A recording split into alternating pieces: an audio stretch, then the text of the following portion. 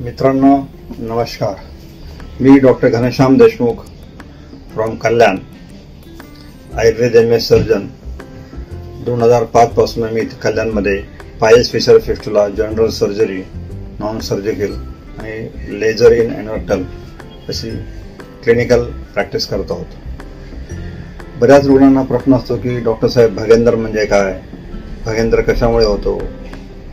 साधारणतः भगंदर हा आपला संस्कृत शब्द आहे, त्याला हिंदीमध्ये भगेंद्र म्हणतात. त्याला मी मेडिकली फिस्टुला आणि अनो म्हणतो. तर भगेंद्र म्हणजे काय, तर साधारणतः जो फिस्टुला असतो भगेंदर हा शौचाच्या जी जागा असते त्याच्या बाजूला एक छोटंसं होल तयार होतं, फोडी तयार होते, गाठ तयार होते आणि त्यातनं असं आतमध्ये एक पाईप सारखं रचना तयार होते, टनेल. जसं उंदीर कसं बेड तयार करतो तशी एक रचना तयार होते पाईप सारखी.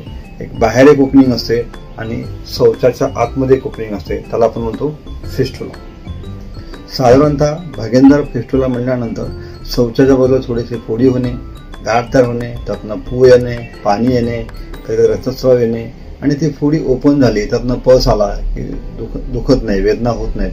पण जेव्हा ती फोडी बंद होते, जेव्हा त्यातनं पू येणं बंद होतं आणि आतमध्ये पस कलेक्शन होतं, तेव्हा ते दुखायला लागतं. म्हणजे भगंदरामध्ये म्हणजे फिस्टुलामध्ये पेन असतं, वेदना, कसं इंटरमिटंट पेन असतं. ते ओपन झालं, फुटलं की पेन कमी होतं आणि ते बंद झालं, मध्ये पू जमा झाला की वेदना चालू होतं. समजा भगंदर हा कशामुळे होतो, कॉन्स्टिपेशन, मलास्टमर किंवा बऱ्याच जणांना अपसेस तयार होतो. अपसेस झाला की म्हणजे पू तयार होतो इंद्रदेह आणि त्याचं रूपांतर भगंदरामध्ये होतं.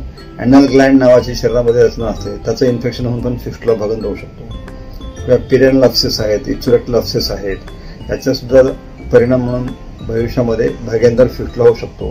किंवा फिशर तयार होतात, फिशरमध्ये मलास्टम वाटल्यामुळे मल जाऊन बसणं, पस तयार होणं, इन्फेक्शन होणं आणि त्याच्यापासून पण भगेंदर तयार होतो.